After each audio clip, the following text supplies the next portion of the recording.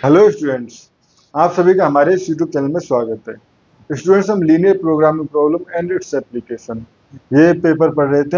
हम lecture number 34 तक हम पहुंच चुके हैं। स्टूडेंट्स, आपको मेरे यूट्यूब चैनल पे दिल्ली यूनिवर्सिटी के जो भी हमारे पास बीएससी मैथ के जो भी पेपर हैं उनका इसी तरह से सॉल्यूशन यानी इसी तरह से लेक्चर्स अवेलेबल हैं, और दिल्ली यूनिवर्सिटी के प्रीवियस ईयर के क्वेश्चन पेपर्स भी आपको इजीली अवेलेबल हो जाएंगे। ठीक है, आप जाके चेक कर सकते हो। बहुत सारे मैथमेटिक्स के पेपर्स जो है उनके प्रीवियस ईयर के क्वेश्चन पेपर जो है वो ऑलरेडी अवेलेबल है। ठीक है, अगर आपको नहीं मिलता है तो आप किसी भी वीडियो के कमेंट बॉक्स में कमेंट करके उस प्रीवियस ईयर के क्वेश्चन पेपर के लिए आप बोल सकते हो। ठीक है, अब हम इसमें लेक्चर में हमने इस प्रीवियस के जो 2 लेक्चर थे उसमें हमने पढ़ा था कि किस तरह से हम असाइनमेंट प्रॉब्लम को सॉल्व करते हैं, क्या असाइनमेंट प्रॉब्लम होती है।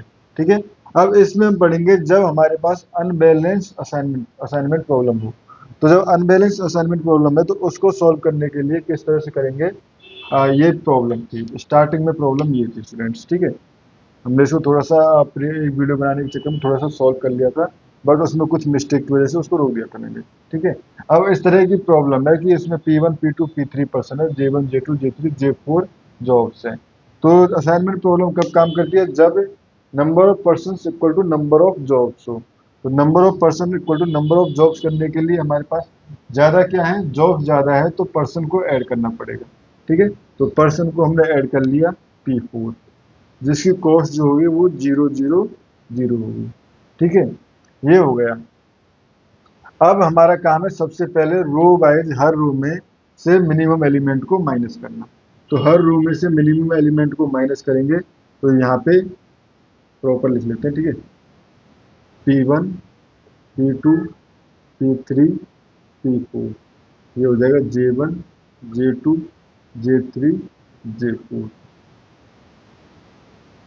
ठीक है, तो P1 इसमें देखिए तो 5 जो है मिनिमम एलिमेंट है, माइनस करेंगे तो ये हो जाएगा 4 2 3 0। इसमें देखें तो 1 मिनिमम एलिमेंट है, तो 1 2 5 एंड 0। इस रो में देखें तो मिनिमम एलिमेंट 2 है, तो ये हो जाएगा 0 7 8 सॉरी 0 7 और 6 एंड 4, और यहाँ पे 0 ही मिनिमम एलिमेंट है। ठीक है स्टूडेंट्स, अब जैसे हमने यहाँ पे देखा तो हर इस रो के सारे एलिमेंट 0 थे, यानी हर कॉलम में एक ना एक 0 ऑलरेडी अवेलेबल है। तो अब कॉलम वाइज रिलेशन की हमें कोई चेक करने की जरूरत नहीं है, क्योंकि हर कॉलम में ऑलरेडी 0 है। ठीक है, अब हर रो में और हर कॉलम में एक 0 एग्जिस्ट कर रहा है, तो एग्जिस्ट कर रहा है, तो अब हम करेंगे जॉब असाइन। ठीक है, तो जॉब असाइन के लिए सबसे पहले यहाँ पे देखते हैं, एक जॉब है, यहाँ जॉब असाइन हो जाएगी, ये 0 कट जाएगी, ये 0 कट जाएगी। ठीक है, इसके बाद यहाँ जॉब असाइन नहीं कर सकते, यहाँ पे जॉब असाइन कर देंगे, ये 0 कट जाएगी। यहाँ पे जॉब असाइन नहीं कर सकते, कॉलम वाइज जाते तो यहाँ जॉब असाइन नहीं कर सकते, यहाँ जॉब असाइन करेंगे, ये 0 कट जाएगी। ठीक है स्टूडेंट्स, अब हमारे पास कोई भी ऐसी 0 नहीं बची है जिसपे या तो क्रॉस साइन नहीं है या जॉब असाइन नहीं है। ठीक है, तो अब हम देखें तो नंबर ऑफ पर्सन से आप 4 पर्सन है, जॉब 3 ही असाइन हुई है, इसका मतलब ये ऑप्टिमल सॉल्यूशन नहीं है।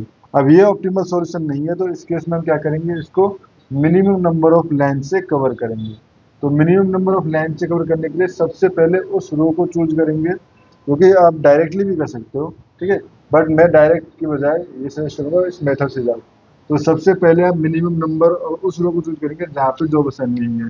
ठीक है, यहाँ अब इसमें देखेंगे कहाँ पर क्रॉस 0 है, तो क्रॉस 0 जो है वो है हमारे पास यहाँ पे। ठीक है, क्रॉस 0 है यहाँ पे। ठीक है, अब इस क्रॉस 0 में देखेंगे कहाँ पे जॉब असाइन है, तो जॉब असाइन है यहाँ पे।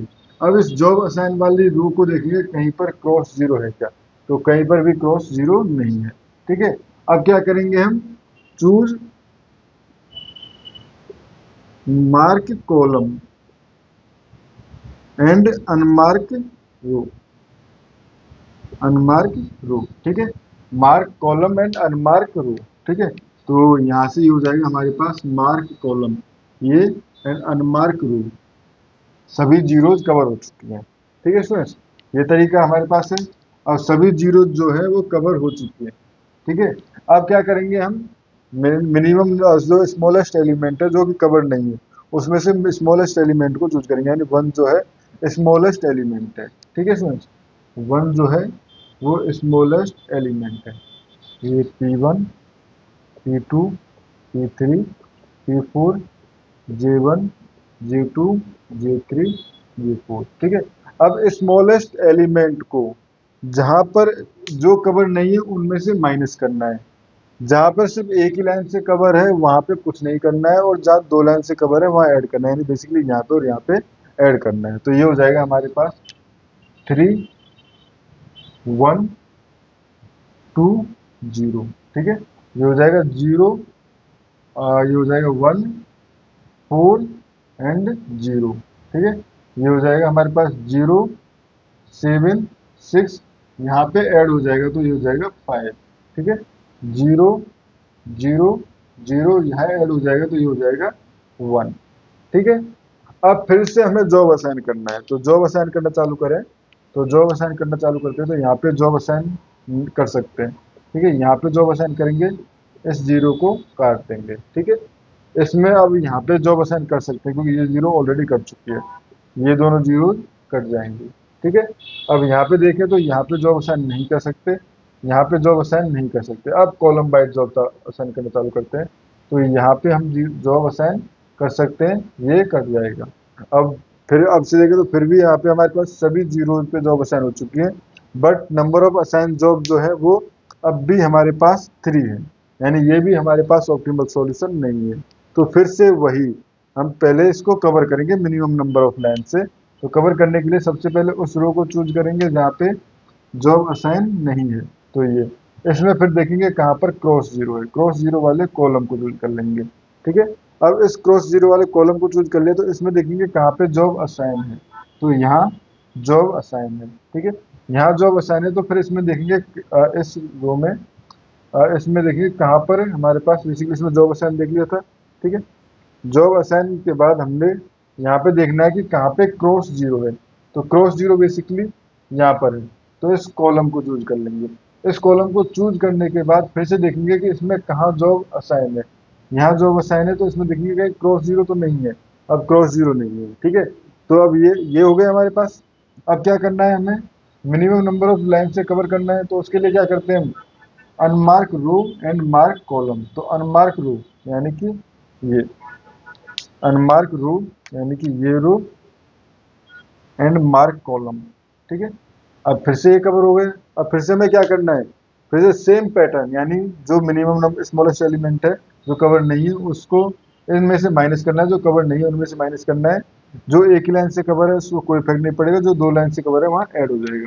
ठीक है, तो यहाँ पे इस बार हो जाएगा P1, P2, P3, P4, J1, J2, J3, J4। ठीक है, तो यहाँ से हो जाएगा हमारे पास। अब देखो 3 यहाँ पे कोई इफेक्ट नहीं पड़ेगा तो इनको हम डायरेक्ट लिख सकते हैं 3, 0, 0। अब रो बाइट कर लेते हैं। ठीक है, 3 तो कोई इफेक्ट नहीं पड़ेगा 3, यहाँ पे माइनस होगा तो 0, यहाँ पे माइनस होगा तो 1, तो यहाँ पे कोई इफेक्ट नहीं पड़ेगा। ठीक है, यहाँ पे कोई इफेक्ट नहीं पड़ेगा, यहाँ पे माइनस होगा 0, यहाँ पे माइनस होगा 3, यहाँ पे कोई इफेक्ट नहीं पड़ेगा। ठीक है, यहाँ पे अगर देखें तो कोई इफेक्ट नहीं पड़ेगा। ठीक है, यहाँ पे माइनस होगा 6, यहाँ पे हो जाएगा 1, सॉरी 1 माइनस हो तो 5, एंड यहाँ पे कोई इफेक्ट नहीं पड़ेगा 5। ठीक है, यहाँ पे इफेक्ट पड़ेगा तो ये हो जाएगा 1, क्योंकि 1 को ऐड करना है। यहाँ पे कोई इफेक्ट नहीं पड़ेगा, यहाँ पे कोई इफेक्ट नहीं पड़ेगा, और यहाँ पे ऐड हो जाएगा। ठीक है स्टूडेंट्स, फिर से हम जॉब असाइन करना चालू करते हैं। तो जॉब असाइन अब अगर देखें तो यहाँ पे जॉब असाइन नहीं कर सकते, यहाँ पे जॉब असाइन नहीं कर सकते, बट यहाँ जॉब असाइन कर सकते हैं। यहाँ जॉब असाइन करते ही ये 0 कट जाएगी। ठीक है, अब यहाँ पे जॉब असाइन नहीं कर सकते। अब कॉलम वाइज देखें तो यहाँ जॉब असाइन नहीं कर सकते, यहाँ जॉब असाइन नहीं कर सकते, यहाँ पे जॉब असाइन कर सकते हैं। यहाँ जॉब असाइन करते ही इस रो की 0 कट जाएगी। ठीक है, ये हो गया। अब यहाँ पे जॉब असाइन नहीं कर सकते, फिर रो वाइज बढ़े तो यहाँ पे जॉब असाइन नहीं कर सकते, यहाँ पे जॉब असाइन नहीं कर सकते। ठीक है, यहाँ जॉब असाइन है, यहाँ जॉब असाइन है। कॉलम वाइज देखें तो यहाँ जॉब असाइन नहीं कर सकते, यहाँ जॉब असाइन नहीं कर सकते क्योंकि 2 0 है, यहाँ जॉब असाइन नहीं कर सकते, यहाँ जॉब असाइन नहीं कर सकते। यानी कि अब हमारे पास जॉब असाइन करने के लिए कुछ बचा नहीं, बट 2 2 0 बची हुई है। ठीक है, यानी कि इसका एक से ज़्यादा सॉल्यूशन एग्जिस्ट करेगा। अब ये प्रीवियस एग्जांपल में भी हमारे पास ऐसी कंडीशन आई थी जहाँ पे हमारे पास 2 से ज़्यादा सॉल्यूशन एग्जिस्ट कर रहे थे। तो एक बार हम कर लेते हैं, एक सॉल्यूशन हमारे पास, सपोज हमने रेंडमली रो वाइज बढ़ रहे हैं तो इस जीरो को असाइन कर लिया, इसको काट देना है, इसको काट देना है, ठीक है, और ये हो जाएगा, ठीक है। तो एक बार हमारे पास हो गया P1, ये यही पे लिख देता हूँ, ठीक है। P1 जो है वो पर्सन को J2 जॉब को कर रहा है, P2 पर्सन जो है वो इस जॉब को कर रहा है, P3 जो है वो इस जॉब को कर रहा है, और P4 जो है इस जॉब को कर रहा है, ठीक है। एक तो ये हो जाएगा। अब मैं यहाँ तक मूव कर रहा हूँ जब हमारे पास ये साइन हमने नहीं लगाए थे, ठीक है। तो उसके बाद से, ठीक है, एक बार हमने इस जॉब को अगर हम यहाँ पे अगर जॉब असाइन करा दें, इस बार हमने पहले यहाँ कराई थी, एक बार हम यहाँ पे जॉब असाइन करा दें, तो ये जीरो कट जाएगी, ये जीरो कट जाएगी, फिर यहाँ जॉब असाइन हो जाएगी, ठीक है। तो एक बार हमारे पास ये आ गया। अब इस पार्ट को मैं रिमूव कर लेता हूँ। अब प्रॉपर आंसर लिख रहा हूँ मैं, ठीक है। इसमें पहला आंसर क्या बना था हमारे पास, पर्सन जॉब कॉस्ट, ठीक है। पहला था हमारे पास अगर person P1, P2, P3, P4, अगर जॉब जो है पहला कर रहा था ये हमारे पास सेकंड को J2 को, ये कर रहा था हमारे पास J4, ये कर रहा था J1, एंड ये कर रहा था J3। इसकी कॉस्ट थी हमारे पास 7, इसकी कॉस्ट थी 1, इसकी कॉस्ट थी 2, इसकी थी 0, टोटल कॉस्ट है 10, ठीक है। अब सेकंड सॉल्यूशन क्या कहता है हमारे पास, पर्सन जॉब एंड कॉस्ट, ठीक है। इसके according P1, P2, P3, P4। P1 job को कर रहा है, P1 कर रहा है लास्ट जॉब यानी 5, ठीक है, सॉरी J4। P2 जो कर रहा है वो कर रहा है सेकंड जॉब को यानी कि J2, ठीक है।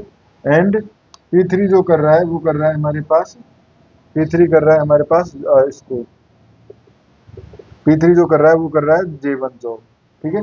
J1 जॉब यहाँ से करना है, P1 ये कर रहा है J1 जॉब, एंड P4 कर रहा है J3, ठीक है।